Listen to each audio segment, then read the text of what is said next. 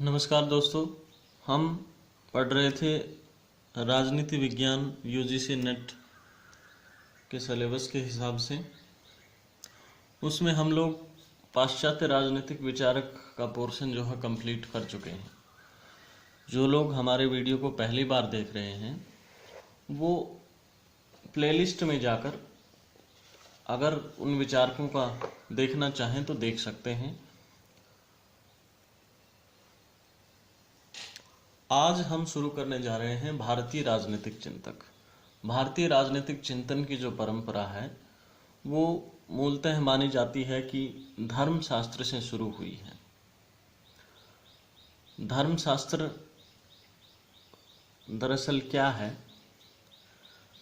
धर्मशास्त्र मूलतः एक परंपरा ही है और सबसे प्रमुख जो माना जाता है धर्मशास्त्र में वो मनुस्मृति को माना जाता है। मनुस्मृति में जैसे जैसे वर्णन दिया गया है, कुछ नियम बनाए गए हैं,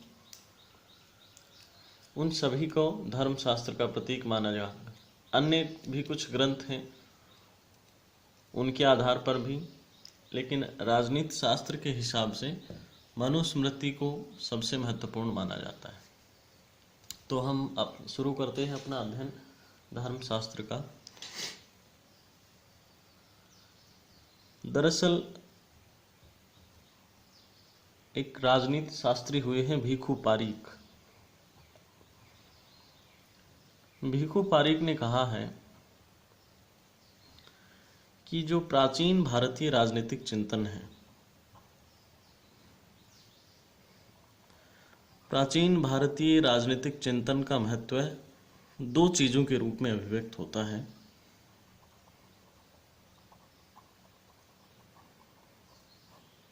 प्राचीन भारतीय राजनीतिक चिंतन का महत्व किन किन रूपों में प्रकट होता है? पहला है धर्म,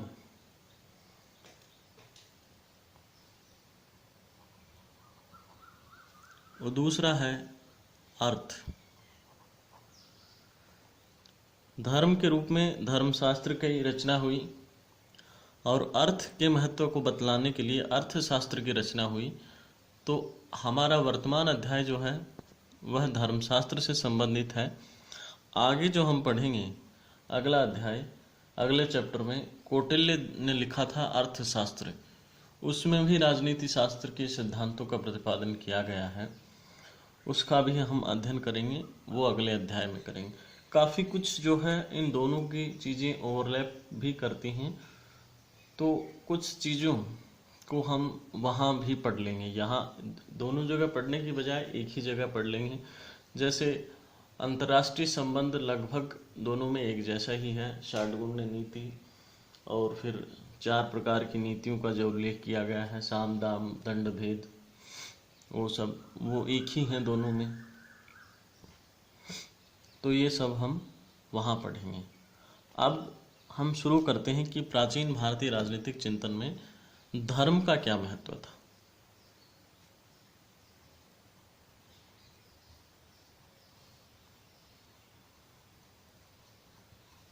जो एंशियंट इंडियन थॉट है उसमें रिलीजियन नहीं कहेंगे हम धर्म को, धर्म को DHARM में धर्मा ही कहा जाएगा।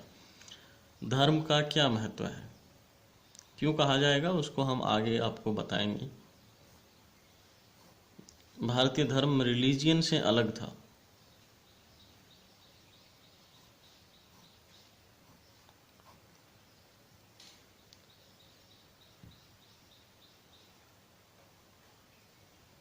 तो प्राचीन भारतीय चिंतन जो है उसमें धर्मशास्त्र की मान्यता हमने आपको बताया कि प्रमुख मान्यता है, और मानव धर्मशास्त्र में इस बात का स्पष्टतया उल्लेख है, साफ साफ लिखा गया है कि धर्मशास्त्र संबंधी जो ज्ञान है वो किस लिए दिया गया? वो ज्ञान मनुष्य के कल्याण के लिए दिया गया। धर्मशास्त्र का मुख्य उद्देश्य क्या है? मनुष्य के कल्याण के लिए। और कैसे प्राप्त हुआ? तो ब्रह्म ने दिया मनु को।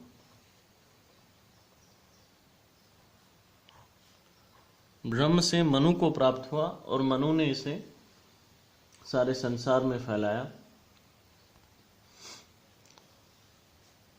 अब धर्म शास्त्र में चूंकि धर्म का महत्व है और जो राजनीति शास्त्र है उसमें भी धर्म का महत्व है।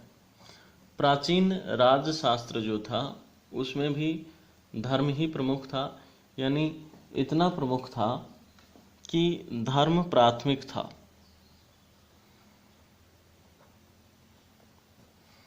धर्म प्राथमिक था, साथ ही राजा और राज्य द्वितीयक थे, यानी राजा और राज्य के लिए भी धर्म का पालन करना जरूरी था, वो धर्म से परे नहीं थे। ठीक है,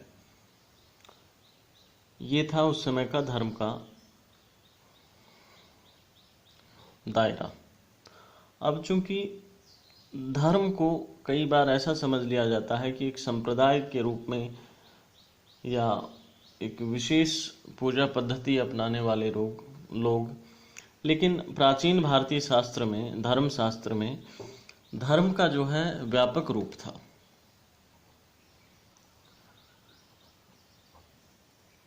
धर्म व्यापक रूप में था। आज जिस अर्थ में हम धर्म को प्रयोग करते हैं वो रिलीजियन है, और रिलीजियन का मतलब होता है कि उनका एक ईश्वर होगा, गॉड होगा, कोई मंदिर, मस्जिद, गिरजाघर, कुछ ऐसी पूजा की इमारत होगी, पूजा स्थल होंगे, और साथ ही एक उनकी कोई पवित्र किताब होगी जैसे बाइबल, कुरान, गीता इत्यादि। लेकिन ऐसा जो प्राचीन भारतीय चिंतन में धर्म की ऐसी कोई विशेषता नहीं थी। ये एक देश, जाति, इन सब से परे था। देश से, जाति से, समुदाय से, इन सब से इसका कोई लेना देना नहीं था। और धर्म का सिर्फ एक ही मतलब था, विश्व धर्म, यानी जो धर्म संपूर्ण मानव जाति का है, विश्व धर्म, या कहें कि मानव धर्म। तो संकीर्ण मतलब ना होकर के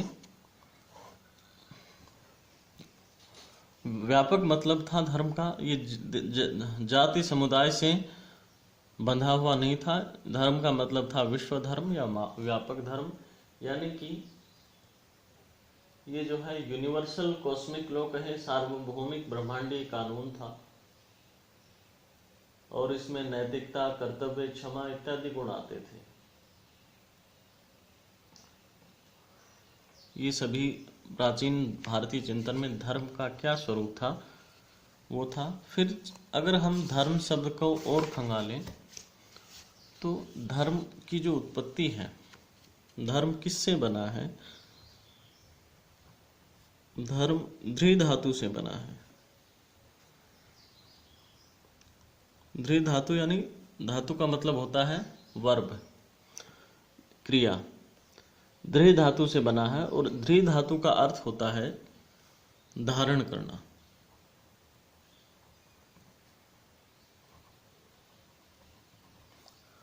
धारण करना यानी धर्म का आशय। धर्म क्या है? एक ऐसा गुण है, एक ऐसा तत्व है जिसका आधार इस संसार में अपने वास्तविक जो भी प्राणी है, जो भी जीव जंतु है, मनुष्य है, अपने वास्तविक स्वरूप को धारण कर सके। जो उनका वास्तविक स्वरूप है उसको धारण कर सके, यही मुख्य मकसद होता है धर्म का। यानी प्राणी मात्र का उद्देश्य क्या है? स्वधर्म पालन। उसने जो धारण किया हुआ है उसको सार्थक करना, जो स्वरूप धारण किया है उसको सार्थक करना ही प्राणी मात्र का कर्तव्य है, प्राणी मात्र का धर्म है। अब ये जो मानव धर्म है या इन जनरल धर्म है, इसी की व्याख्या के लिए जो है, धर्म की व्याख्या के लिए धर्म शास्त्र का निर्माण हुआ। धर्म का बोध कराने के लिए धर्मशास्त्र का निर्माण हुआ। यानी धर्मशास्त्र के नियमों के द्वारा मनुष्य को व्यवहार को नियंत्रित करने का प्रयास किया गया, और नियंत्रण में ही, यानी हम अगर देखें तो धर्मशास्त्र में हर व्यक्ति के लिए अलग अलग कर्तव्य या धर्म निर्धारित किए गए हैं। अब उन धर्मों का पालन करना चूंकि जरूरी होता है, इसलिए मनुष्य का जो व्यवहार है उसको नियंत्रित करना जरूरी है। व्यवहार नियंत्रित करने से ही धर्म का पालन संभव हो पाएगा, और इसी से धर्म का सम्यक ज्ञान हो पाएगा, धर्म का वास्तविक ज्ञान हो पाएगा। ठीक है। वास्तविक ज्ञान होने के लिए व्यवहार नियंत्रण और धर्म के वास्तविक ज्ञान, इन सभी के लिए निर्माण हुआ राजशास्त्र का या राजनीति का। धर्मशास्त्र में धर्म का उल्लेख है जो प्राणी मात्र के लिए पालन करना आवश्यक है। धर्म पालन के लिए जरूरी है कि मनुष्य का व्यवहार नियंत्रित हो, उसे धर्म का सम्यक ज्ञान हो। इन्हीं उद्देश्यों के लिए राजशास्त्र या राजनीति का भी निर्माण हुआ। ठीक है। यानी राजशास्त्र में क्या था? राजशास्त्र में नियम थे जिनसे धर्म का पालन होगा, साधनों का उल्लेख था जिनसे धर्म का पालन होगा, और उपायों का उल्लेख था जिनसे धर्म की हानि को रोका जाएगा, धर्म के पालन को और सुदृढ़ किया जाएगा। यानी नियम, साधन और उपायों से धर्म पालन की चेष्टा की गई है, और इसका उद्देश्य मूलतः क्या रहा कि धर्म की स्थापना हो। राजशास्त्र का उल्लेख, धर्म की स्थापना, धर्म की स्थापना की योजना, और उसे क्रियान्वित करने के लिए योजना में नियम आ गए। धर्म को स्थापना की योजना यानी नियम, और धर्म को क्रियान्वित करने के लिए साधन और उपाय, इन तीनों का उल्लेख राजशास्त्र में किया गया है, जो कि मनुष्य का व्यवहार नियंत्रण और धर्म का सम्यक ज्ञान कराता है। ये था धर्म। अब आगे चलते हैं।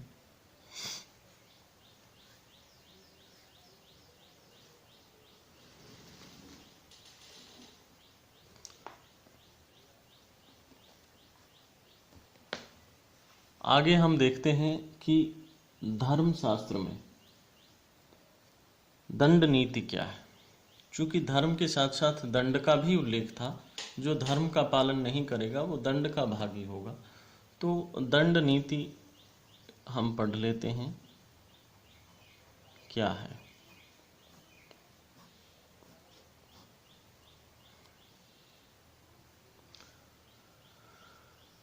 हमने देखा कि धर्मशास्त्र का उद्देश्य क्या था। धर्मशास्त्र क्या करता है कि मानव के विभिन्न धर्मों की व्याख्या करता है और पथ प्रदर्शन करता है। पथ प्रदर्शन करता है। अब मनु ने क्या बताया? ब्रह्म ने धर्मशास्त्र का ज्ञान मनु को दिया था। मनु ने क्या बताया कि धर्म का व्यापक रूप में प्रयोग करते हुए धर्म के 10 लक्षण होते हैं। मनु ने धर्म के 10 लक्षण बतलाए।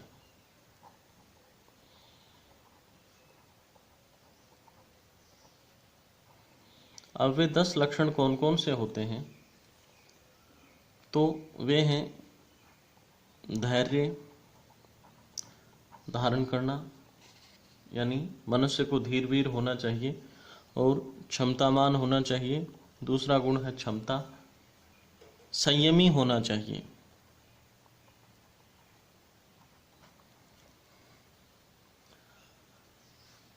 चौथा गुण है ऐश्वर्य। ऐश्वर्य मतलब अस्ते इसका मतलब होता है चोरी नहीं करना। अस्तेय या अचौर्य का मतलब होता है चोरी नहीं करना। फिर पांचवा है शोच, शुद्धता। शोच यानी शारीरिक शुद्धता और शुद्धता आंतरिक शुद्धता। फिर इंद्रिय निग्रह, इंद्रियों की लोलुपता में पथभ्रष्ट नहीं होना और उन पर अपना नियंत्रण कायम रखना, इंद्रियों से विरक्त हो जाना, इंद्रिय निग्रह। फिर इसके बाद अगला है विवेकशीलता।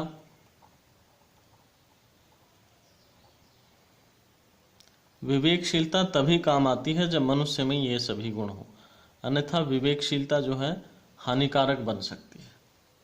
यानी धैर्य, क्षमता, संयम, अस्तेय, सोच, शुद्धता और इंद्रिय निग्रह, इन सभी के साथ विवेकशीलता कायम होती है। विवेकशीलता और विद्या, सत्य वचन,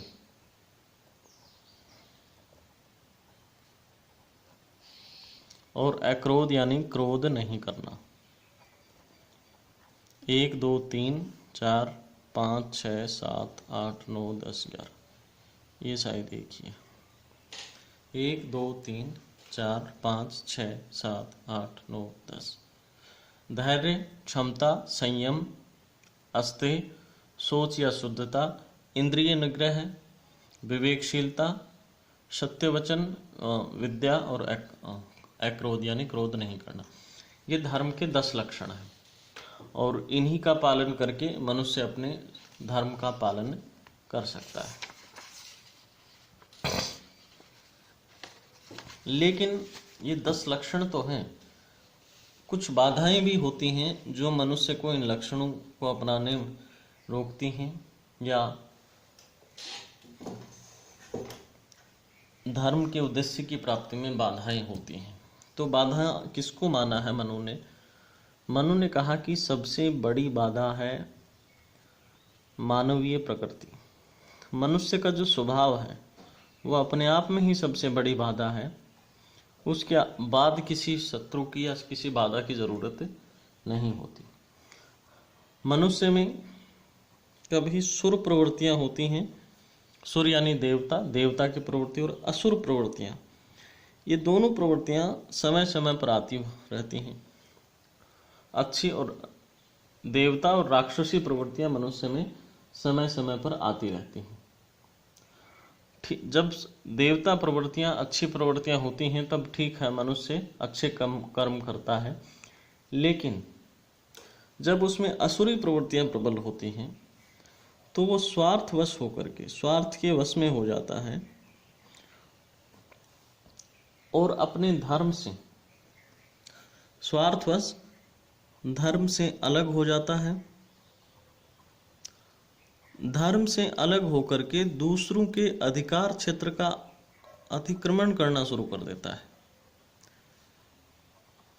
दूसरों के अधिकारों को हनन करना शुरू कर देता है, दूसरों का जो कार्य क्षेत्र है उसका अतिक्रमण करना शुरू कर देता है। ये असुरी प्रवृत्ति का परिणाम होता है। ठीक है, अब इस समय क्या होगा? जब मनुष्य धर्म से विरक्त हो जाएगा, दूसरों के अधिकार क्षेत्रों में का अतिक्रमण करेगा, तो उस कंडीशन में एक प्रवृत्ति जन्म लेती है जिसे कहते हैं मत्स्य न्याय। मत्स्य न्याय का मतलब ये होता है कि बड़ी मछली, समुद्र में क्या होता है कि बड़ी मछली छोटी मछली को खा जाती है, यानी जो ताकतवर होता है उसी का डंका बजता है और बाकी जो है या तो दबे कुचले रहते हैं या अपने जीवन से हाथ धो बैठते हैं। ये मत्स्य न्याय है। ये परिणाम है मनुष्य की असुरी प्रवृत्ति का, मनुष्य की राक्षसी प्रवृत्ति का, या उसकी मानवीय प्रकृति के वश में नहीं होने का। अब इस मत्स्य न्याय से बचने के लिए, इसी मत्स्य न्याय से, इसको कहा गया है कुकृत्य। इस कुकृत्य से बचने के लिए या मनुष्य की जो असुरी प्रवृत्ति है उसका दमन करने के लिए मनुष्य को क्या करना चाहिए? सुपथ पर चलना चाहिए, और सुपथ पर चलने के लिए ही दंड का विधान किया गया है।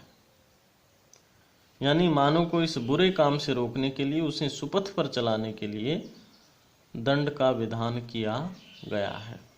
धर्म के 10 लक्षण होते हैं, लेकिन मानवीय प्रकृति उसमें बाधा होती है और असुरी प्रवृत्तियों के कारण मत्स्य न्याय जन्म लेता है। इस स्थिति से बचने के लिए ही दंड का विधान किया गया है। ठीक है।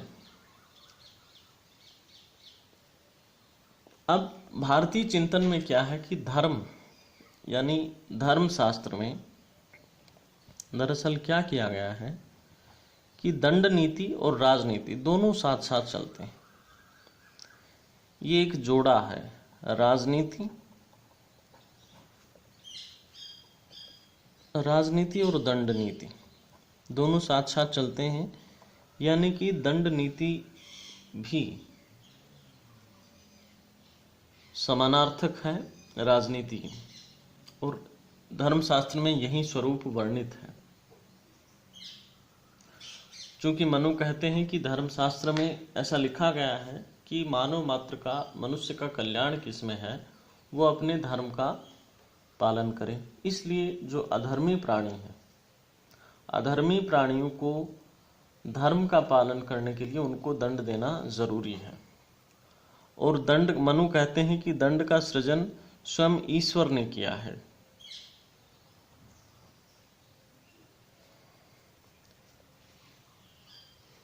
दंड का सृजन किसने किया है? स्वयं ईश्वर ने किया है। लेकिन इस दंड का प्रयोग जो है सम्यक प्रयोग होना चाहिए, उचित प्रयोग होना चाहिए, असम्यक प्रयोग नहीं होना चाहिए। यदि असम्यक प्रयोग होता है तो इससे प्राणी मात्र का नाश हो जाएगा। ऐसा मनु कहते हैं कि यदि दंड की उत्पत्ति, दंड का उद्भव ईश्वर ने ही किया है, इसका सम्यक प्रयोग जरूरी है। यदि असम्यक प्रयोग होता है तो प्राणी मात्र का नाश हो जाएगा।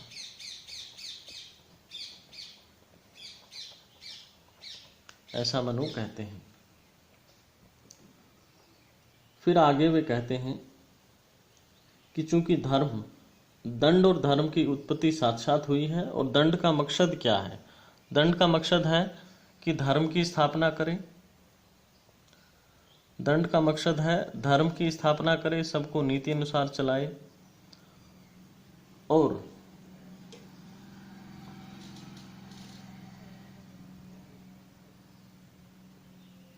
नीति अनुसार चलाने के साथ साथ राजनीति का भी या राज्य का भी जो है संचालन अच्छे तरीके से हो, धर्म की स्थापना हो, राजनीति सुचारू रूप से कार्य करे, साथ ही साथ प्राणी मात्र को सुख प्रदान करे, उसे त्रिलौकिक सुख प्रदान करे, अधिकतम सुख प्रदान करे। ये जो है दंड का उद्देश्य है।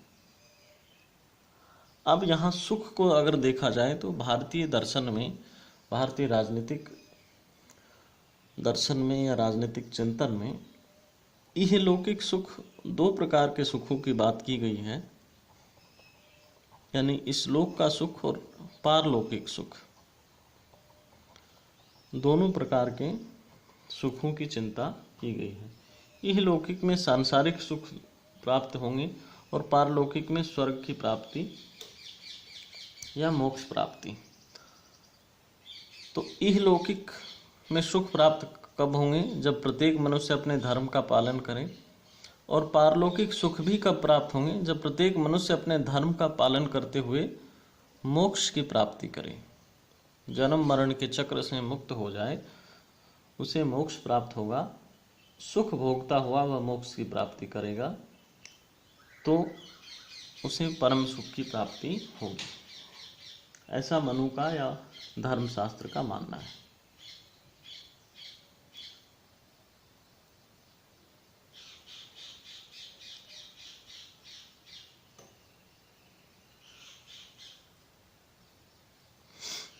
अब यदि धर्मशास्त्र में हम राजा या राज्य का वर्णन देखें तो राजा के अंतर्गत ही राज्य का वर्णन माना गया है, यानी राजा और राज्य एक ही माने गए हैं।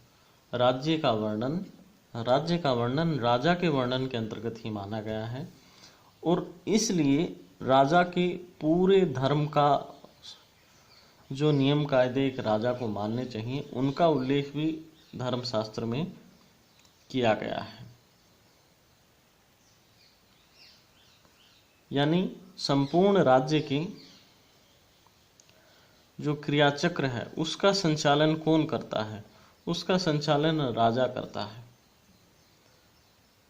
और वह राज्य की प्राण है, आत्मा है, ऐसा धर्मशास्त्र में कहा गया है।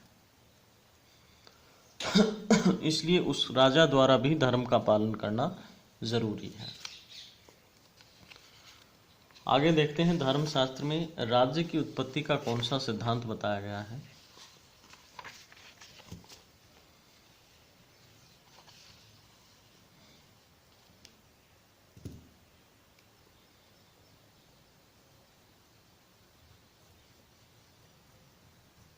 तो राज्य की उत्पत्ति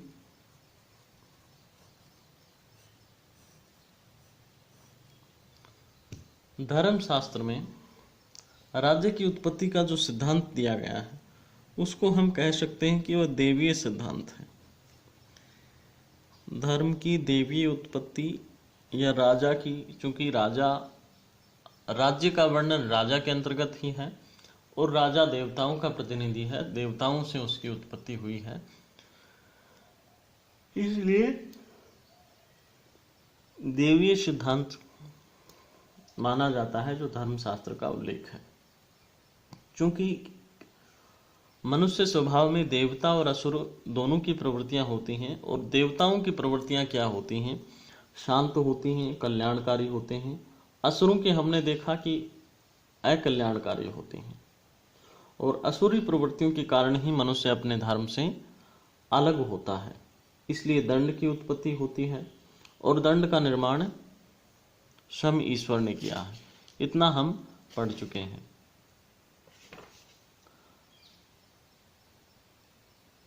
अब मनु क्या कहते हैं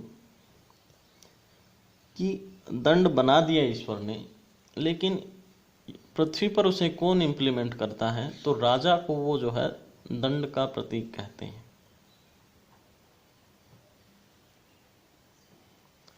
दंड का प्रतीक कहते हैं और इसका निर्माण किसने किया है? प्रभु ने किया है, ईश्वर ने किया है। इसका कार्य क्या है? राजा का कार्य है प्राणी मात्र की रक्षा।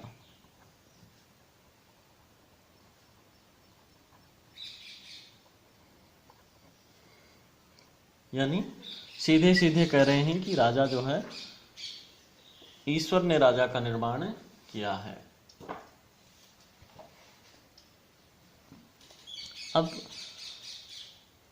इस राजा के रूप में कहते हैं कि राजा की उत्पत्ति किन किन से हुई है। कई देवताओं का अंश राजा में बताते हैं। वो कहते हैं कि 8 प्रधान देवताओं का अंश इसमें है।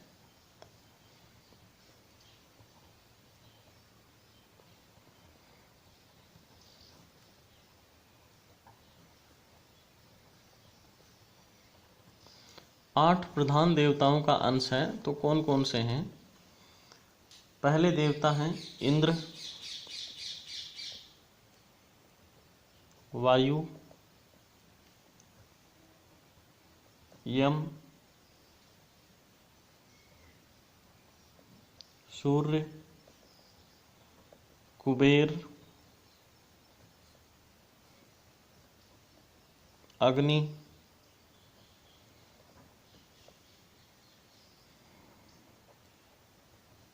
वरुण और चंद्र। 1 2 3 4 5 6 7 8। इंद्र, वायु, यम, सूर्य, कुबेर, अग्नि, वरुण और इंद्र, इन सभी देवताओं के अंश से राजा का निर्माण हुआ है।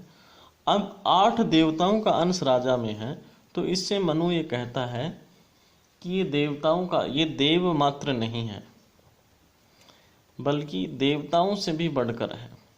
राजा देवताओं से बढ़कर है, ऐसा मनु का कहना है। राजा देव मात्र ना होकर के देवताओं से बढ़कर है, क्योंकि उसमें एक नहीं बल्कि 8 देवताओं के अंश मिले हुए हैं। 8 प्रधान देवताओं के अंश को वो धारण करता है। इसलिए मनु कहते हैं कि राजा जो है परम पूज्य है। राजा परम पूज्य है। परम पूज्य है, इसलिए राजा का अनादर नहीं करना चाहिए। अनादर नहीं करना चाहिए, चाहे वह बालक ही क्यों ना हो। यानी यदि छोटा बालक भी गद्दी पर बैठा है तो उसका भी अनादर नहीं करना चाहिए, ऐसा धर्मशास्त्र कहता है। क्योंकि यदि राजा का किसी भी रूप में आप अपमान करते हैं तो वह ईश्वर का अपमान है। राजा का अपमान ईश्वर का अपमान है।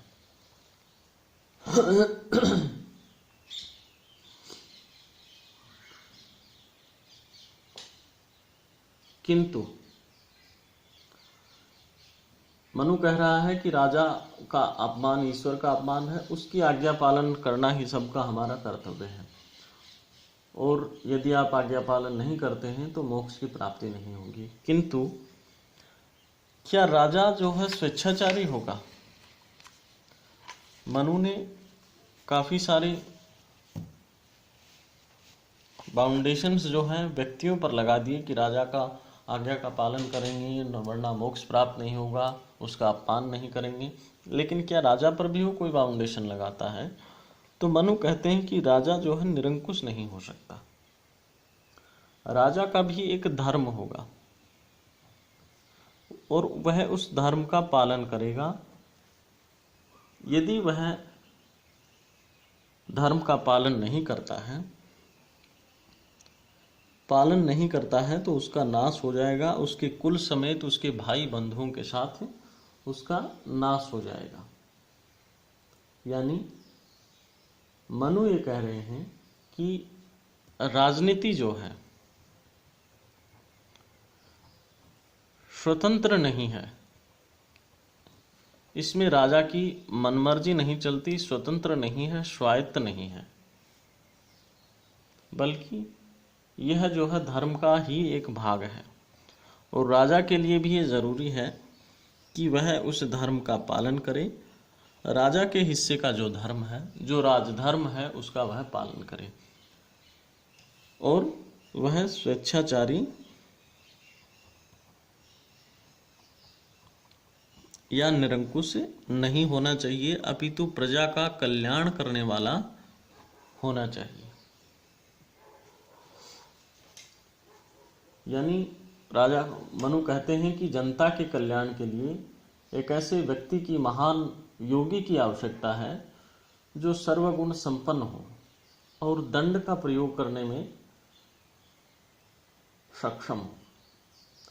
क्योंकि राजा जो है दंड को धारण करता है, ईश्वर ने दंड का निर्माण किया है, उस दंड को धारण कौन करता है? उस दंड को धारण राजा करता है और अधर्मियों पर उसका प्रयोग करता है।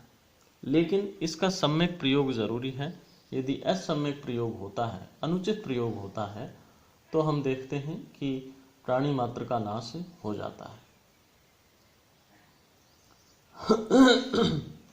यानी मनु कह रहे हैं कि राजा दंड को धारण करता है और वह दंडकारी धर्म संस्थापक है, धर्म की स्थापना करने वाला है।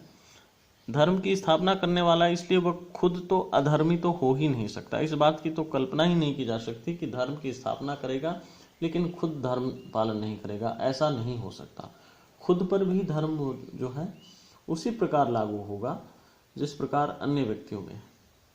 यानी जो नियम है राजधर्म के, राजा का जो धर्म है उसका निर्माता राजा नहीं है। राजा के लिए जरूरी है कि राजधर्म का पालन करें और इस राजधर्म में वह अपनी मर्जी से संशोधन नहीं कर सकता। इस राजधर्म में अपनी मर्जी से इसको तोड़ मरोड़ नहीं सकता, इसका संशोधन नहीं कर सकता। अपने हिसाब से नियम कानून नहीं बना सकता, बल्कि धर्म के हिसाब से ही उसे चलना होगा। अपने धर्म का भी पालन करना होगा, दूसरों को भी धर्म पालन के लिए विवश करना होगा। यानी मनु कहते हैं कि धर्म प्राथमिक है, राजा राज्य द्वितीयक है। इसलिए राजा को देवीय प्रतिनिधि बताया है, उसे दंड धारण करने वाला बताया गया है। तो मनु जो है राजतंत्र का ही समर्थन करते हैं, लोकतंत्र का समर्थन नहीं करते हैं। लेकिन बताते हैं कि राजा को सत्यवादी होना चाहिए, समीक्षा परायण होना चाहिए, उसे बुद्धिमान होना चाहिए, धर्म का पालन करना होने वाला चाहिए।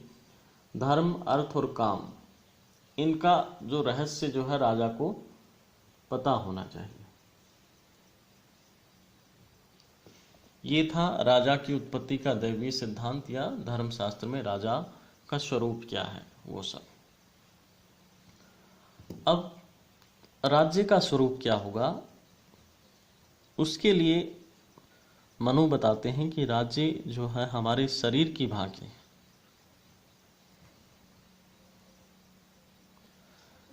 और वह 7 प्रकार के अंगों से मिलकर बना है, जिसे कहा गया सप्तांग सिद्धांत। राज्य का सप्तांग सिद्धांत, ये सप्तांग सिद्धांत अर्थशास्त्र में भी आता है। वहाँ हम इसे और डिटेल से पढ़ेंगे। तो सप्तांग सिद्धांत में 7 अंग राजा के बताए गए, राज्य के बताए गए। और उससे पहले कहा गया कि जिस प्रकार मनुष्य के शरीर में अंग होते हैं और उन अंगों से मिलकर के शरीर बनता है, वैसे ही राज्य के भी कुछ तत्व होते हैं और उन्हीं से मिलकर के राजा बनता है। तो वो कौन कौन से तत्व होते हैं? पहला होता है राजा या स्वामी, दूसरा है मंत्री या अमात्य, तीसरा पुर या दुर्ग,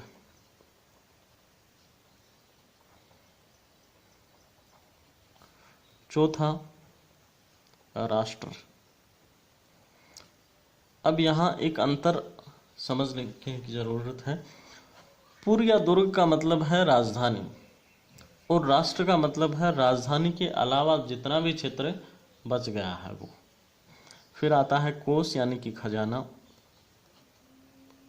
कोष के बाद दंड, और अंततः मित्र। यहाँ इन अंगों की क्रमिकता भी जरूरी है कि पहले राजा आएगा, उसके बाद मंत्री, उसके बाद राजधानी, फिर राष्ट्र, फिर कोष, फिर दंड और फिर मित्र। ये सप्तांग सिद्धांत था मनु का या धर्मशास्त्र का।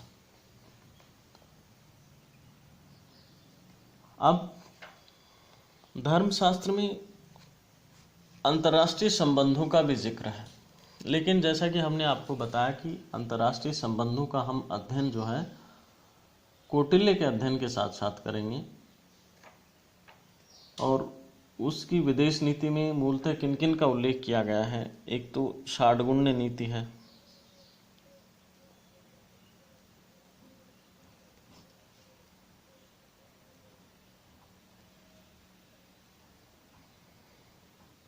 षाड्गुण्य नीति का उल्लेख है। फिर उसके अलावा इसमें उल्लेख है विभिन्न प्रकार के उपाय, यानी शत्रु पर या दूसरे देश पर किन किन उपायों का लगाना चाहिए, उन सब का भी उल्लेख इसमें किया गया है। षाड्गुण्य नीति, विभिन्न प्रकार के उपाय, विभिन्न प्रकार के उपायों के बाद एक मंडल सिद्धांत भी है।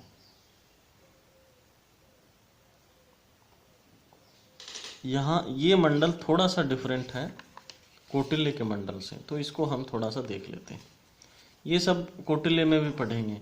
ये साम दाम दंड भेद आएगा, इसमें 6 नीतियाँ आएंगी, उन सबको भी हम 6 नीतियाँ संधि, विग्रह, यान, आसन, द्वेदी भाव, संश्रय, ये हम कौटिल्य के साथ पढ़ेंगे। एक मंडल सिद्धांत है, वो मंडल सिद्धांत कौटिल्य में थोड़ा अलग है और यहाँ थोड़ा अलग है।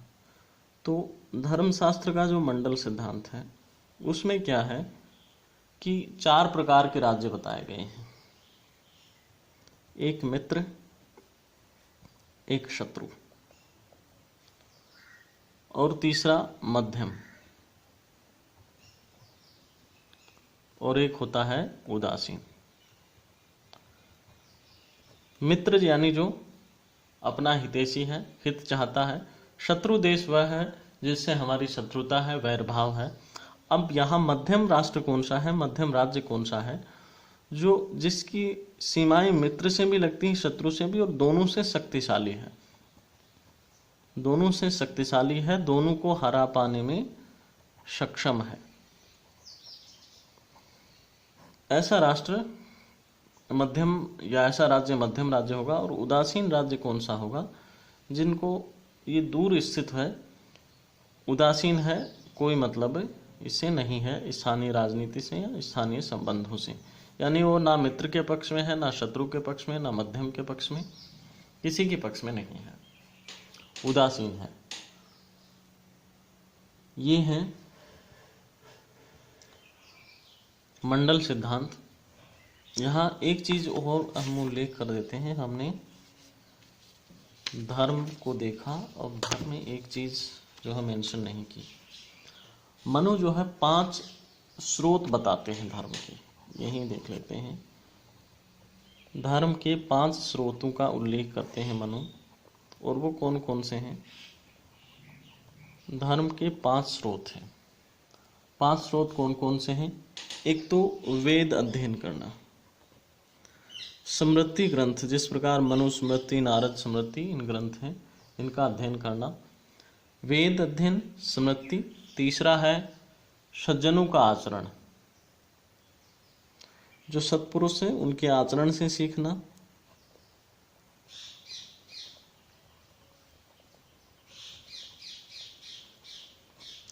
सज्जनों के आचरण से, अंतःकरण से, अपनी अंतर मन की भावना से भी धर्म का भान होता है, धर्म का ज्ञान होता है।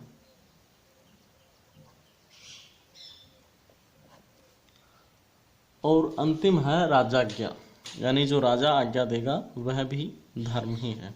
वेद, स्मृति, सज्जनों का आचरण, अंतःकरण और राजाज्ञा, ये मनु बताते हैं धर्म के 5 स्रोत हैं।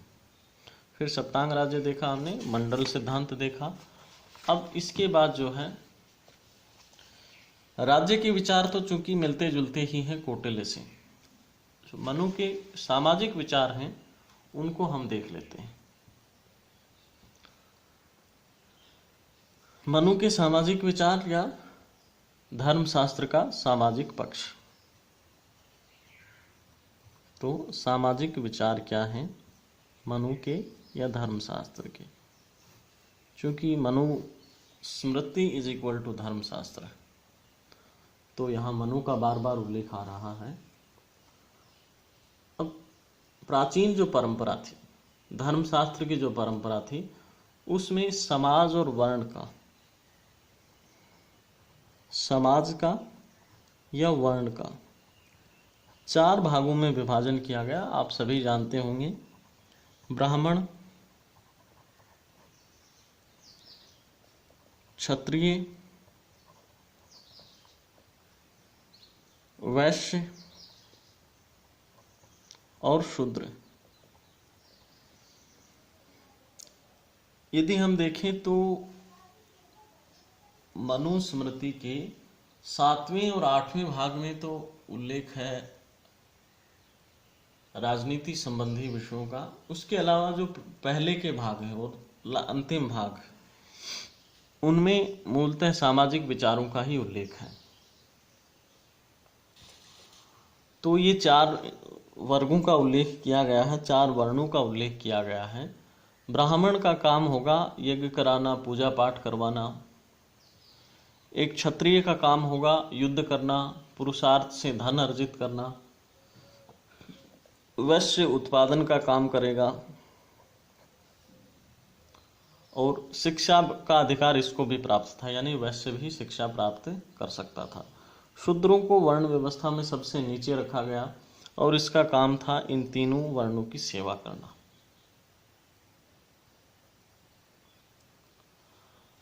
अब जैसा कि हमने आपको बताया कि धर्म का मतलब था अपने स्वधर्म का पालन करना, और धर्म का एक मतलब ये भी था कि अपने वर्ण का जो धर्म है, यानी ब्राह्मण का धर्म होगा कि वो यज्ञ करे, पूजा पाठ कराए, शिक्षा दीक्षा दे और ग्रहण करे, क्षत्रिय शासन करे, युद्ध करे, धन अर्जित करे पुरुषार्थ से, बाहुबल से, ये उत्पादन कार्य में लगे रहें, ये शूद्र जो है तीनों की सेवा करें, ये इनका धर्म था।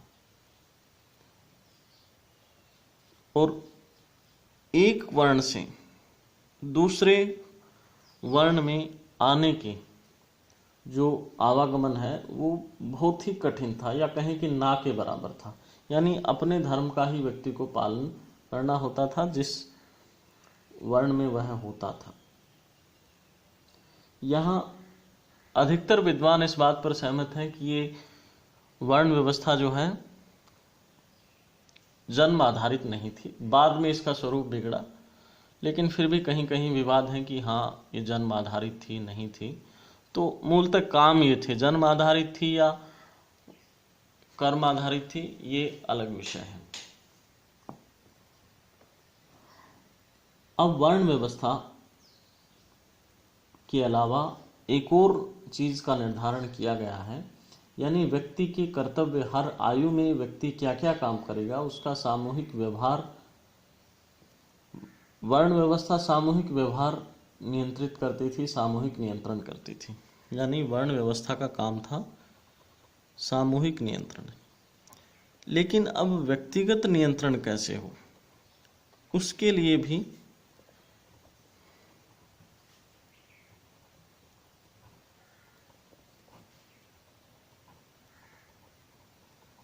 व्यक्तिगत नियंत्रण के लिए व्यवस्था की गई आश्रम व्यवस्था। आश्रम व्यवस्था में 4 प्रकार के आश्रम बताए गए हैं। पहला ब्रह्मचर्य आश्रम,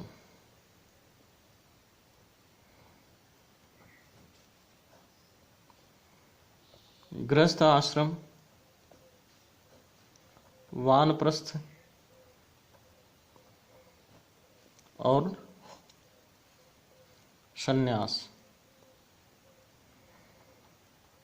ब्रह्मचर्य में विद्या अर्जन और ब्रह्मचर्य का पालन, गृहस्थ में घर का, परिवार का पालन पोषण, ये 0 से 25 तक, 25 से 50 तक गृहस्थ, इसमें घर गृहस्थी का धन अर्जन करेंगे और उनका पालन पोषण करेंगे। वानप्रस्थ में थोड़ा सा डिफरेंस है,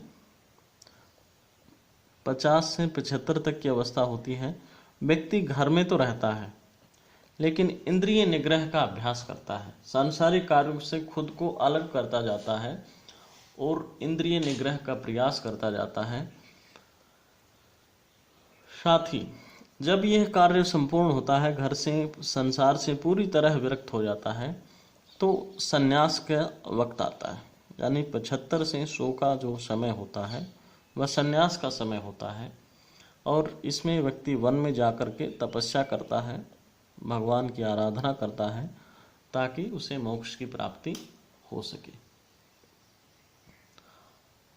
अब भारतीय चिंतन की एक विशेषता ये भी थी कि संसारिक कल्याण होने के साथ साथ उसे मोक्ष की भी प्राप्ति हो।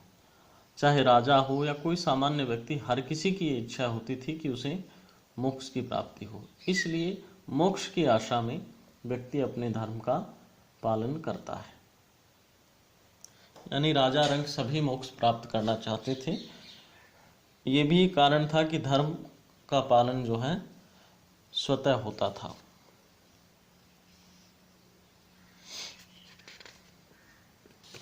ये थे मोटे मोटे विचार मनु के या धर्मशास्त्र के। अब एक बहस ये भी होती है कि मनु का विचार क्या आज प्रासंगिक है, या फिर ये पूछा जाता है कि आज आधुनिक जो राजनीतिक विचारक हैं उसमें और मनु में क्या अंतर है, ये सभी बातें आती हैं। तो यदि उसको हम देखें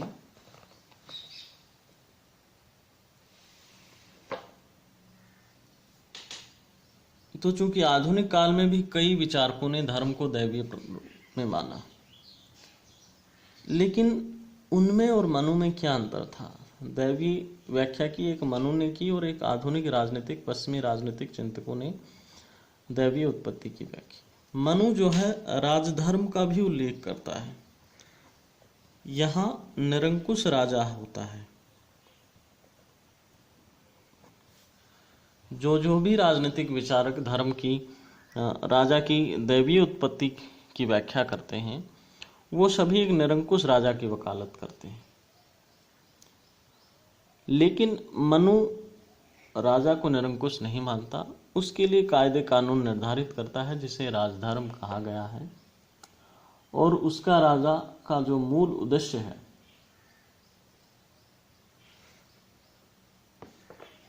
राजा का मूल उद्देश्य क्या है, प्रजा का कल्याण करना। साथ ही साथ आधुनिक राज्य का जो मुख्य उद्देश्य सैद्धांतिक रूप से माना गया है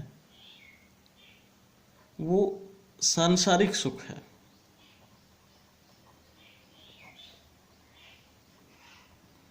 जबकि मनु का राजा सांसारिक सुख तो प्रदान उसमें होगा ही व्यक्तियों को, साथ ही उसे पारलौकिक सुख भी, चूंकि प्रत्येक व्यक्ति यदि अपने धर्म का पालन करेगा तो उसे मोक्ष की प्राप्ति होगी, और सांसारिक सुख के साथ साथ इस लोक से इतर यानी पारलौकिक सुख भी उसे प्राप्त होगा और उसे मोक्ष की प्राप्ति होगी। एक दूसरा अंतर ये आता है कि मनु राजतंत्र का समर्थन करते हैं, जबकि आधुनिक राजनीतिक चिंतन में जो है धीरे धीरे लोकतंत्र की बातें होने लगी थी, और आधुनिक समाज व्यक्तिवादी है। यहाँ व्यक्ति प्रधान चिंतन आ गया है। उस समय वर्ण व्यवस्था की वकालत की गई थी, यानी समाज का काफी महत्व था, सामाजिक व्यवस्था का। ये काफी अंतर है। अब मनु की आलोचना भी की जाती है कि मनु का जो वर्ण व्यवस्था का विभाजन है वह तार्किक नहीं है, और मनु ने तो राजा को देवताओं से भी सर्वश्रेष्ठ बताया है, यह भी गलत बात है। फिर दूसरी बात, जो दैवीय उत्पत्ति का सिद्धांत देते हैं वह भी सही प्रतीत नहीं होता,